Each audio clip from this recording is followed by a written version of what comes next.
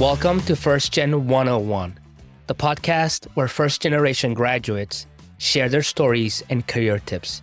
I am your host, Miguel Sanchez. In this episode, Jeffrey Arroyo recounts his journey from balancing work and school to navigating college as a first generation student. His story is a testament to the power of determination. Listen in for motivation and practical advice on overcoming challenges. Hello, everyone.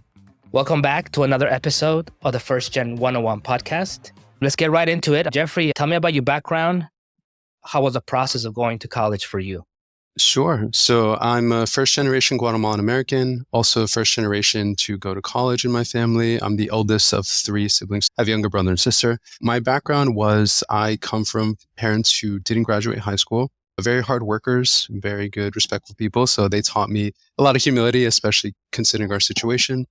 They definitely supported my education because they didn't really have the opportunity to do it themselves. So they're like, we came here to give you a better life. We want you to work hard, make good money in the future and not have to worry about the struggles that they went through financially.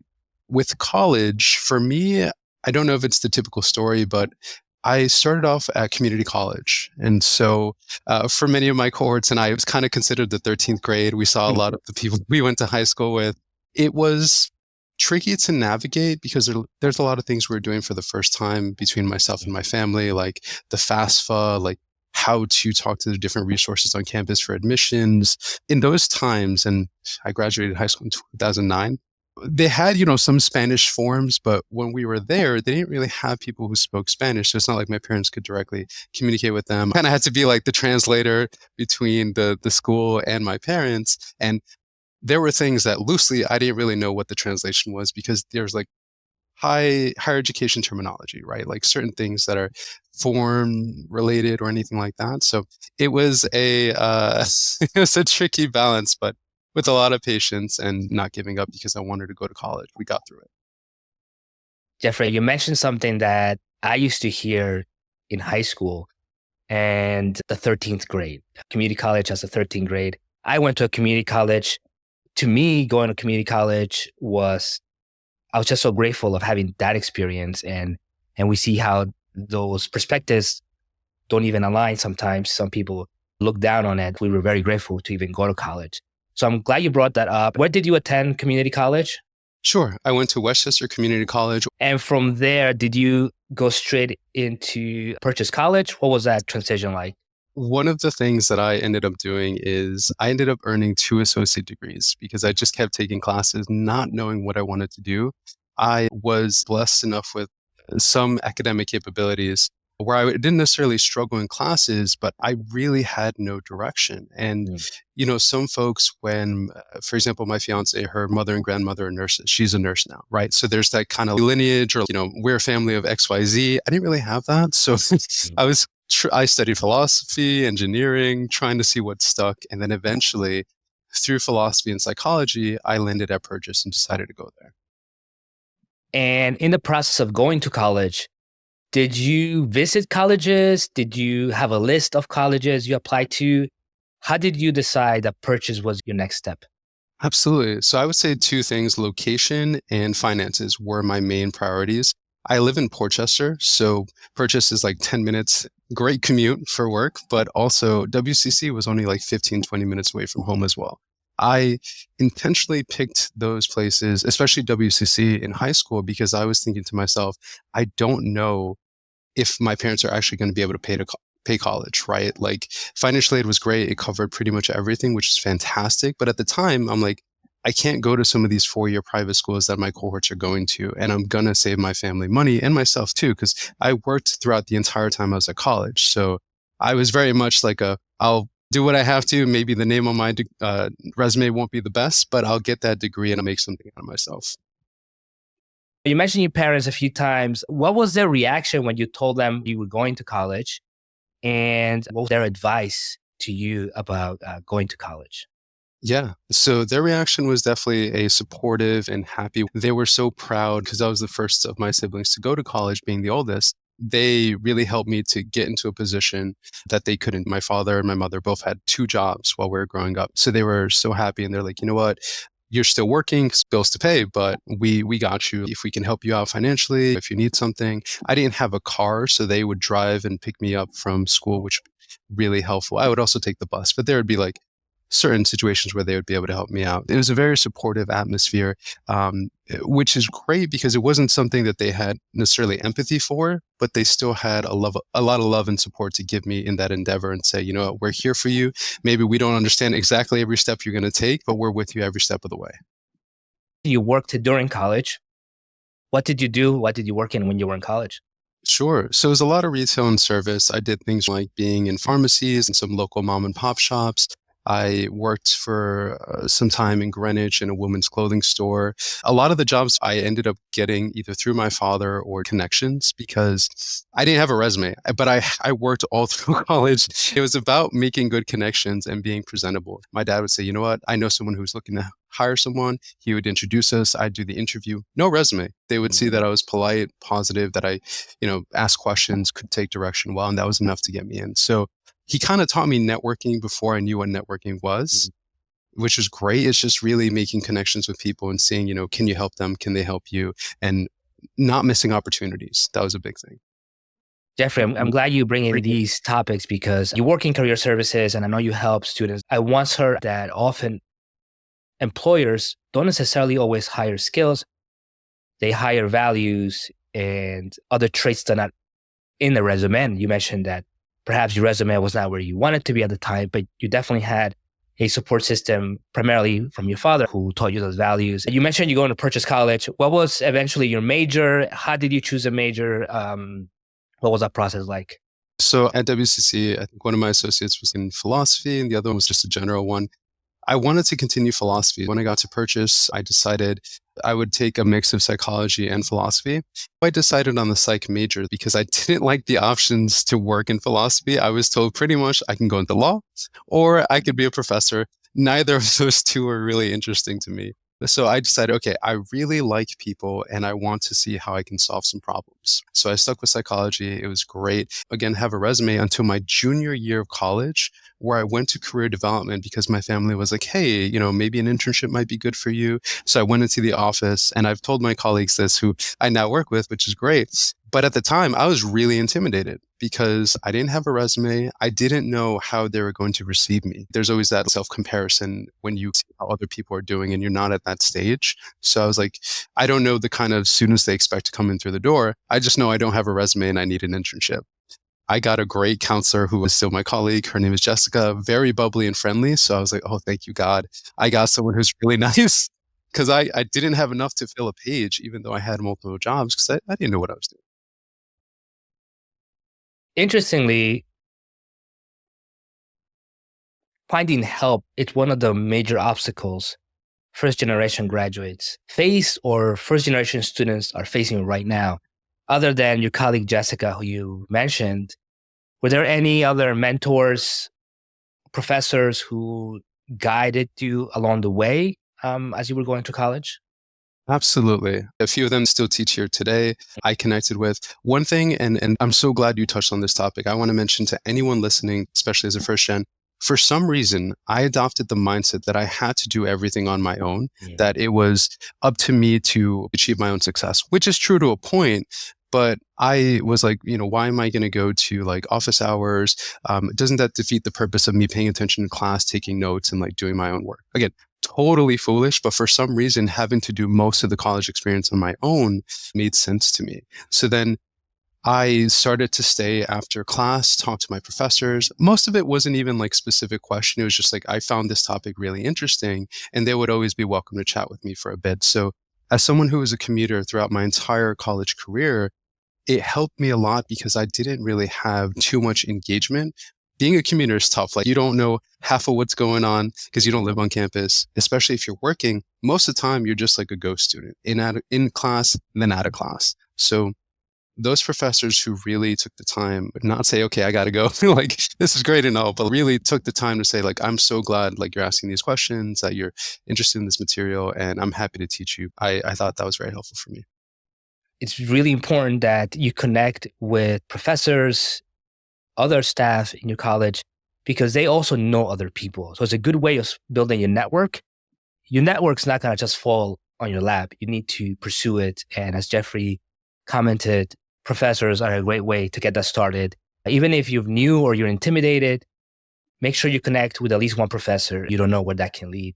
Speaking of networking, I want to touch on your getting your first job. You talked about your internship, getting that resume done. What was the process of getting your first job?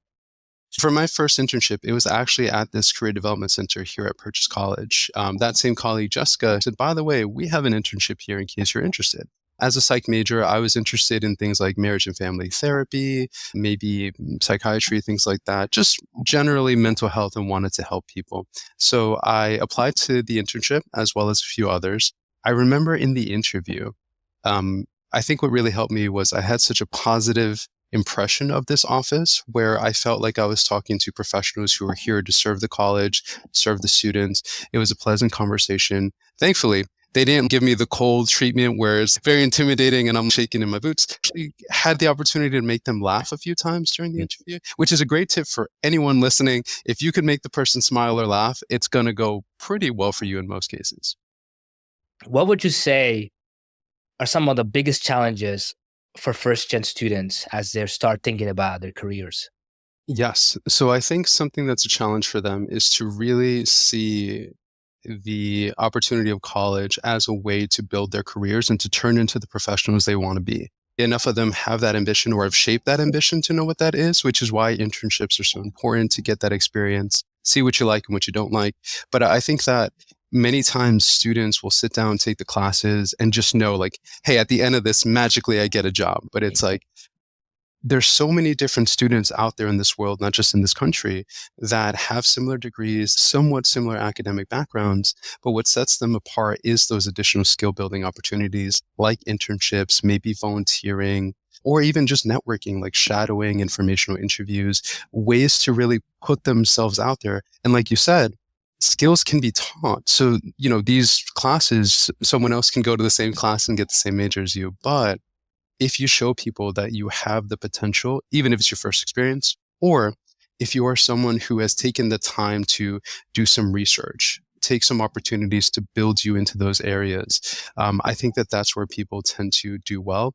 And the problem is for first gen, most of the time, someone who's already gone through this process has figured this out. Connecting with mentors or listening to wonderful resources such as this podcast, where people can tell you, here are the mistakes I made. Don't do that. Repeat my success in your own way. That's a good way to save yourself time and a headache. Because if I could go back and tell myself, listen, this is what you did, didn't work out, do this instead, that would be a godsend, because I really had to do trial and error. That was a lot of my experience. Knowing what you know now, what are some of the things you wish you would have known that would have made you a much stronger student? I think just knowing that it's okay to ask for help is definitely a big thing for sure. Whether it be office hours for my professors or, things like the Learning Center, other places on campus that you can definitely take the time to get help. At the end of the day, even though I was busy working and other things, it's more or less an excuse, right? Because you can always make the time to do it. I think that deep down, everyone has to be honest with themselves if they really want to be successful, because you can make it work. I have non-traditional students, folks who have kids, families, they're doing internships. They really want to go ahead. And I admire that, because at the end of the day, I didn't necessarily have those. And I could see where they may have struggled in other areas I didn't. So it would be that. Access resources. Don't be dumb. Ask for help, like for sure. Whether it's a prideful thing, whether it's just a misguided notion because you had to do everything yourself for so long. Look for that help. Additionally, have a plan, because like you have to have everything figured out. But if you don't have the steps to even just find what it is you want to do, you're going to be stuck in a job where you didn't want to be there, but it just was the option available to you because you didn't take the time to set you up for more opportunities, right? And then lastly, network. This is something I tell all students, especially first gen. You could be fantastic at what you do, but if nobody knows who you are, you're just another resume in a stack. Networking is so much better because you can build connections. People will know. And in many cases, even if that person themselves can't offer you something, they have plenty of colleagues or connections in the industry, and they say, you know what? I mentored this wonderful student. Unfortunately, if I could, I'd hire him, but I know you're looking. I'd love to connect you to. that can happen, right? You also completed a graduate degree. What was that process like? Was that process less intimidating, more intimidating? What was the process of going to grad school? Thankfully, having gone through college, the grad school process is similar in many ways, just a bit beefed up. You take the GRE instead of the SAT, things like that. Not as much financial aid, unfortunately, but what really helped me to not be as intimidated, and 100% transparency here, with our office, we work with alumni. I think our policy is like 2 or 3 years out. I was in this office on a regular basis, checking in about my application. And my previous colleague, who's no longer here, I would be like a frequent flyer because I wanted to make sure I was doing things right. I learned from my mistakes, which was, trial and error. If it works out, great. If not, I try the next thing. This is time. This is money. This is a big decision. I need to really make sure I'm not procrastinating or making excuses. This is what I want. I have to work hard for it. So that was the change for me. That was the experience. And having gone through college, I was much more mature because I think maybe some of my challenges were for a sense of immaturity because I came a little bit late into it with like, okay, now you have to adapt a professional mindset. This is what you need to do. I was catching up. So I think that by that point, thankfully, it was much easier because I had figured out what I wanted to do, which is career counseling through the internship. I knew that this is what I was put here to do. So I think that because of that, it really motivated me as opposed to like an associate's is something I'll get along the way to go to my 4-year school, or now that I'm in the 4-year school, but I have to take classes I don't really care about. It's like everything was working towards, and I have loans for this, right? So this is a job I chose despite. So I'm happy to be here, and I'm truly blessed despite the headaches along the way. And so to close, Jeffrey, what would you, if there's anything else you want to add, what else would you want to communicate to our listeners today?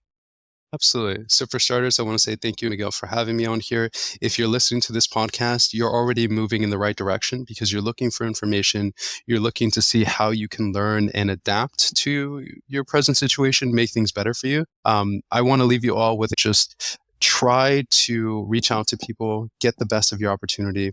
And whether it's financial aid, like in my case, or out of your own pocket, you're paying for school, definitely don't just think of this as a degree factory. You're in and out. Like this is part of your life. Make some good connections and make it meaningful for you because time doesn't move backwards. We're only moving forwards. So you have a lot of good folks on campus. Let them do their jobs. Same with any campus you're on, or if you're thinking about going to college, there should be people that are there to help you.